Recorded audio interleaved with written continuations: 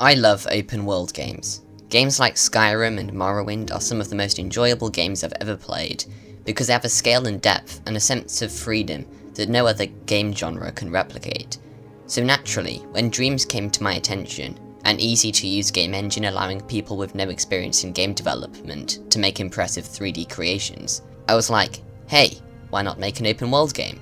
If you watched my video on 5 games I'd like to see remade in Dreams, you'd have seen the passion I have towards open world RPGs being recreated. My excitement was for good reason, thinking about the possibilities an engine like Dreams could bring. The development time would be significantly reduced, and people would easily be able to collaborate. With Skyrim especially, and other open world games that support modding, small teams work together to produce large-scale projects that they are greatly passionate about.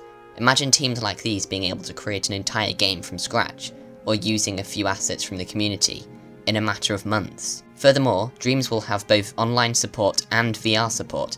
Now, I just spent my loose change on RPG Maker VX Ace, so VR's not a feature I'll be experiencing anytime soon. But online multiplayer is something that has been missing from some of my favourite open world games. Survival games like The Forest and Minecraft can be a good time when you're alone, but with a friend or two, they're a thrill. But RPGs, on the other hand, often seem to lack online multiplayer. MMOs obviously excluded, like normal. Imagine a game like Skyrim or Stick of Truth with multiplayer.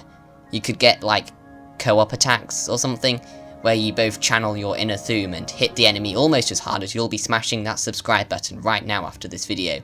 And don't forget about the notification bell. No, we're not doing this again. Multiplayer would add a whole new dimension to the game, each player utilising a different build and focusing on different skills in order for the group to be more efficient. I mean, up until a month ago, Skyrim with friends was just on the horizon, but now I'm skeptical of whether it's ever going to happen at all. All I can say is this puts even more pressure on Dreams to deliver. I'm not going to lie, back before the beta some of my expectations for Dreams were a lot higher. After playing the beta I noticed a few things that would hinder or completely halt the creation of true open world games. In this video I will aim to address what these things are and how the Dreams engine could be improved to allow for more complex games, like open world games and RPGs, to be created. In order to put into context my concerns with Dreams' capabilities, I'll be using the example of Slayer Scrolls. Slayer Scrolls was an impressive attempt at creating an open world RPG in the Dreams beta, and it is a particularly good example that draws inspiration from Skyrim, which is the sort of open world game I'm hoping to see in Dreams. It does very well despite the limitations, and therefore it is more noticeable what these limitations are. The first and most obvious issue with Dreams and its effect on games like Slayer Scrolls is the structure. You see, the way games work on Dreams is they are comprised of lots of scenes. You'll make a scene, which might be a menu, cutscene, level, or the main game, and then you'll link it to other scenes to form the game as a whole. I think this is quite a sensible way of doing things, and depending on the type of game, it can work fine. The PT remake, for example, used a different scene for each iteration of the hallway. They were all linked together to create the complete experience.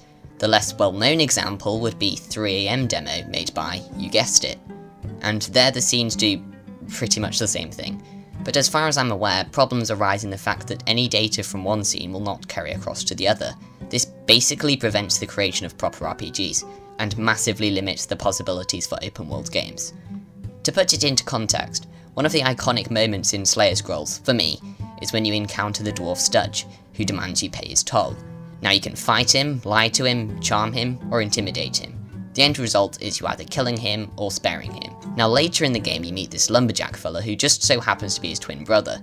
He wasn't named because his parents obviously didn't like him enough, so I'll call him Yagrum Bagan.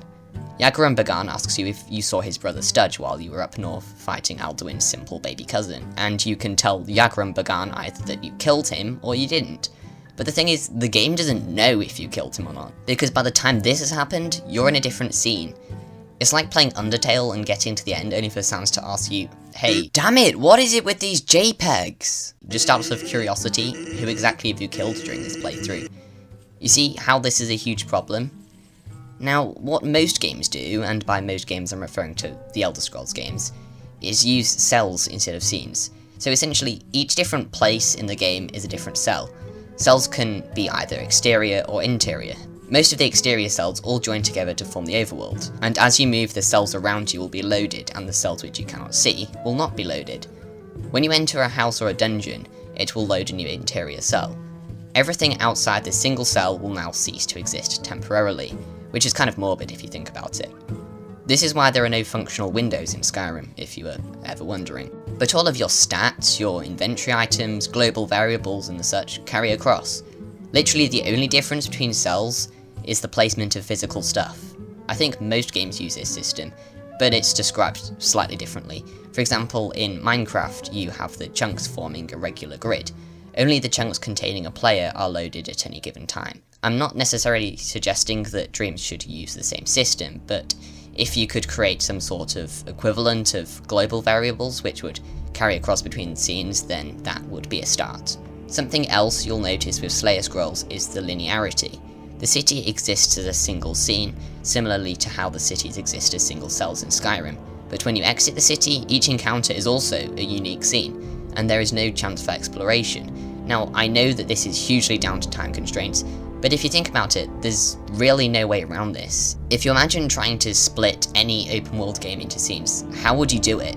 Would each area have to be enclosed in walls because you wouldn't be able to see the next scene anyway? This is where the optimization of Dreams comes in. In most open world games, the only land loaded is the land around you, as far as can be rendered.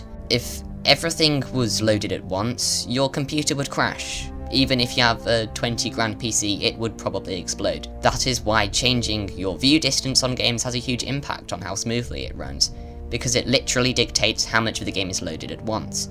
So when you're riding around Skyrim, you'll probably have around 5 exterior cells loaded at any time, on average, and that's just an estimate. Things within the cells, or chunks, or whatever, may not load or load in their highest quality until you get even closer.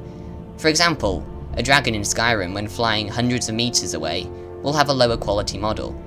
I know this because one time it didn't change out of this model when I got closer. I assumed it was a dragon, for all I know it could have been a root vegetable. I imagine that this sort of basic optimization is actually rather difficult to do, and therefore not something the Dreams community should be expected to figure out.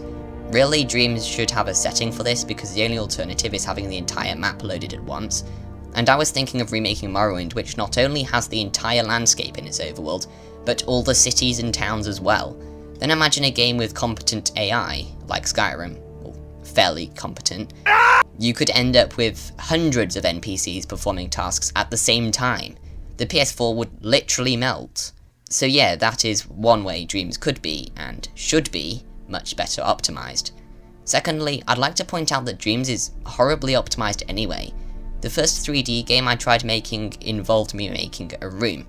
I'm not that good at sculpting and didn't have a lot of time, so there wasn't really much detail, but just from a little bit of sculpting the thermometer would go up to about 60%, and this was just one room. At some point I need to make the entire house, so there's this tool which significantly reduces the detail. So by the time I was finished, the thermometer was at 10 to 20% from sculptures, which is pretty bad considering it was just a sparsely decorated room which was now in significantly reduced detail. By reduced detail, I mean the number of flakes making up the sculpture is reduced. For some reason, stuff in Dreams is made with flakes rather than pixels or polygons. Now, everything in my scene was made of a few simple shapes with colours, but no complicated textures or anything. The game could have run on my old laptop, and I'm pretty sure at this point it's incapable of opening Word, yet somehow it is apparently so demanding.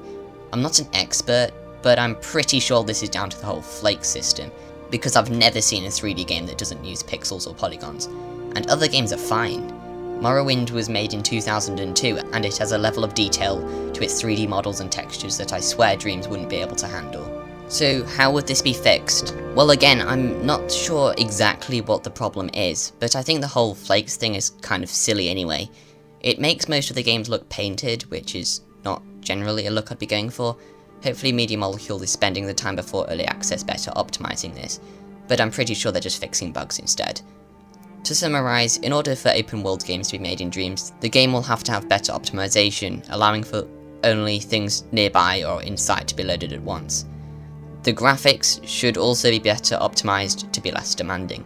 When creating objects and entities in Dreams, you should be able to tweak the distance at which it is loaded in-game, and maybe how the resolution of the object will change with distance.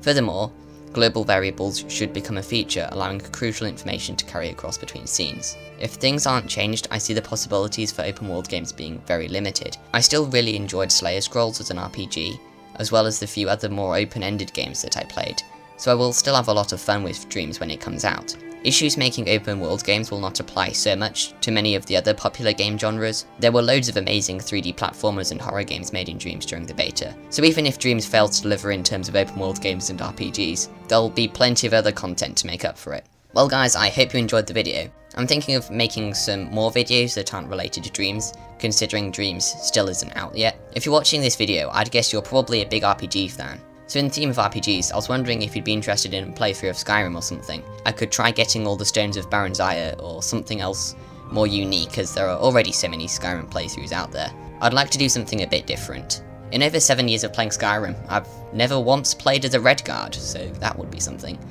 Or maybe if you're not into Skyrim, you could suggest another game. When I started this channel, I never really intended it to be exclusively Dreams content.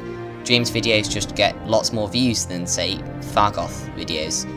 So yeah, it would just be nice to upload something a bit different. And yeah, because I don't know how to end the video, here's a picture of Shaggy as an adolescent.